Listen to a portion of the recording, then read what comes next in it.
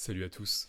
Aujourd'hui, j'ai parlé de mon expérience au sein d'un grand groupe, le cadre de mes études à l'EM Lyon Business School, donc la quatrième école de commerce de France. J'avais envie de vous partager donc les trois choses que j'ai retenues à l'issue de ce stage, parce que c'est pas des choses que tout le monde a accès. C'est quand même un stage qui nécessite d'être dans des grandes écoles de commerce. Alors la première chose que j'ai appris, c'est pour les personnes qui se sentent pas légitimes. Il faut se dire que même dans les grands groupes, on a l'impression qu'il y a une image de perfection, de professionnalisme, mais c'est juste qu'il y a beaucoup de personnes qui travaillent, mais en réalité, à l'intérieur, les personnes qui travaillent à l'intérieur, individuellement, elles ne sont pas différentes de vous. C'est des personnes comme vous et moi qui sont imparfaites, qui se laissent déborder par le temps, qui se laissent... Enfin voilà, c'est une des choses qui m'a marqué dans ce stage, c'est me dire que les personnes qui étaient à l'intérieur, elles n'étaient pas plus intelligentes, ça c'est sûr, mais aussi elles n'étaient pas plus organisées, c'était pas plus ceci, plus cela. C'est des personnes comme vous et moi qui travaillent. Qui, et en fait, le fait que des entreprises aient une apparence professionnelle, où on se dit les gens qui travaillent dedans, ils doivent être très intelligents, ou etc.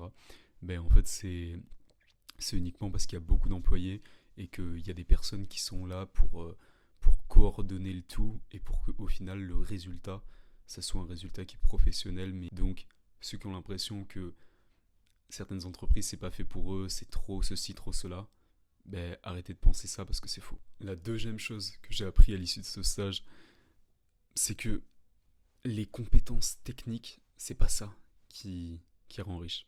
Parce qu'en fait, pour expliquer rapidement, le principe de ce stage, c'est que la boîte, elle était en fait une intermédiaire entre des clients, d'une part, qui avaient des besoins, par exemple, qui avaient besoin de développeurs, qui avaient besoin voilà, de profils comme ça, et, euh, et des ressources humaines, donc des personnes, des développeurs justement. Et en fait, la boîte dans laquelle je travaillais, elle devait faire l'intermédiaire entre ses clients et, et les ressources en fait.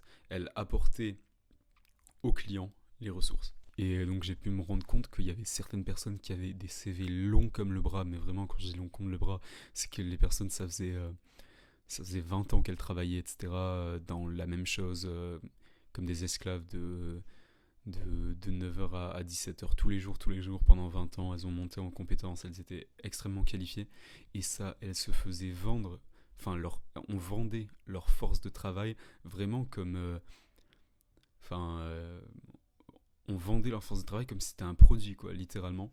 Du coup, je me disais, c'est quand même fou que certaines personnes ont des compétences si fortes et que pourtant elles vont toucher 4000 balles et juste on va les prendre pour de la force de travail. Ce que j'ai appris, c'est que les entrepreneurs, les CEO, les businessmen, c'est pas ceux qui ont les compétences les plus techniques, mais c'est plutôt ceux qui ont eu la vision, ceux qui ont su mettre les gens, les bonnes personnes en relation entre elles. Et donc c'est ça qui fait la différence au final. Okay, la troisième chose que j'ai appris, ça c'est en discutant avec le CEO directement de la boîte. Donc là en fait je vais vous livrer trois secrets qu'il m'a donné quand on discutait du business, de son expérience personnelle, etc. Donc il m'a dit, il y a trois choses qu'il faut garder à l'esprit quand on veut créer son entreprise.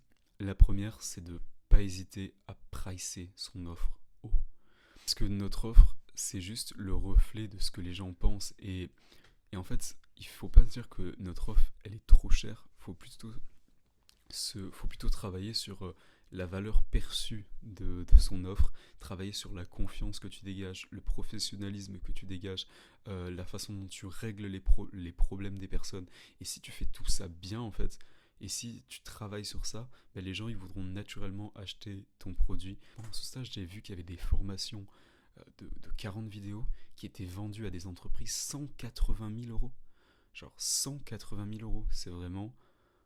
Enfin, personne ne pricerait ça pour des formations. Pourtant les formations, j'ai vu comment elles étaient faites. C'était juste une personne de la boîte qui s'enregistrait 40 heures et qui faisait 40 vidéos d'une heure, quoi. Donc c'est pas une folie, mais c'est que l'image de la boîte, elle était telle et la promesse derrière et toute la narrative autour de cette formation, elle était telle que certains clients qui avaient des grandes entreprises qui ont du budget, elles étaient capables de débloquer 180 000 euros pour une formation comme ça. La deuxième leçon, c'est le réseau. Il m'a dit que c'était... Oh là, le micro il se barre. Il m'a dit que le réseau était très important et ça vraiment je me rends compte cette année. En fait, quand on part dans l'entrepreneuriat, on est un peu solo, mais ce qu'il faut garder à l'esprit, c'est il faut pas rester seul, il faut pas hésiter. On est dans une ère quand même connectée avec les réseaux, avec les groupes Telegram, les groupes WhatsApp, etc., etc.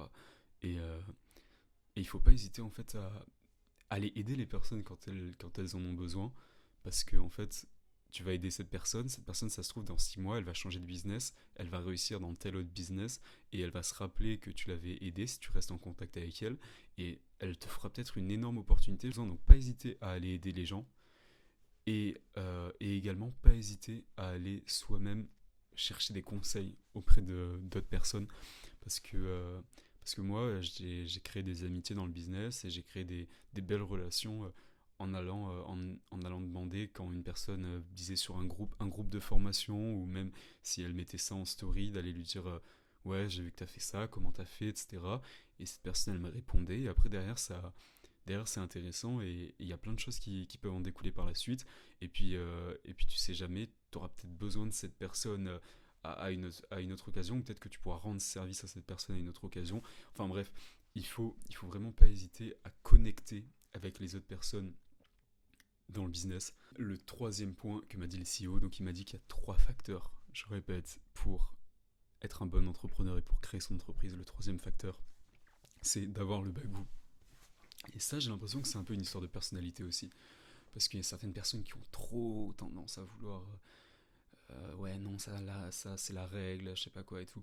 Bon, je vous dis pas de faire des trucs illégaux, mais il y a des personnes qui ont trop tendance à pas oser faire les choses parce que ils sont pas au niveau, parce qu'on devrait pas faire ça, parce que ceci, parce que cela. Mais en fait, faut oser. Enfin, j'ai regardé pas plus tard qu'hier une interview d'un entrepreneur qui disait que au début, en fait, il a fait le marketing, il a fait tout ça, alors qu'il n'y avait aucun service derrière, et juste, en fait, il voulait savoir s'il allait avoir des appels, s'il allait avoir des gens qui vont commander sur leur site. Du coup, les gens, ils commandaient sur le site, et au final, ils payaient rien, et le site, il leur envoyait rien, parce qu'il n'y avait pas de service derrière. Mais en fait, il voulait juste voir si la solution qu'il proposait, elle avait, elle avait un vrai... elle répondait à un vrai besoin. Et en fait, pour faire ça, il n'a pas attendu de développer toute la solution et ensuite la commercialiser. Il a direct commercialisé, et la solution elle n'existait pas, et comme ça il a direct eu du feedback. Et certains pourraient se dire ouais, mais je peux pas faire du marketing sur quelque chose qui n'existe pas. Ouais, mais c'est comme ça, le business c'est pas le monde de l'école, c'est pas la maîtresse elle a dit que tu pouvais le faire donc tu le fais. Le business c'est voilà, avoir du bagou, et tenter, envoyer un mail à cette personne que tu penses que t'as pas la légitimité de lui envoyer le mail, c'est faire toutes ces choses-là, et c'est ça qui finit par payer. Donc voilà, on arrive à la fin de cette vidéo, donc c'est ma première vidéo YouTube, c'est un peu technique de faire cet exercice, mais comme ça rejoint le dernier point auquel je viens de répondre juste avant, ben, je me lance, j'essaie de voir, et je pense que au fur et à mesure, je vais améliorer la qualité de cette vidéo. Bon, ça fait très youtubeur de dire ça, mais n'hésitez pas à mettre des commentaires pour me faire des retours sur ce que vous pensez de cette vidéo, ce que vous en avez pensé. J'espère que je vous aurai apporté des choses intéressantes. C'est ça le but de cette chaîne.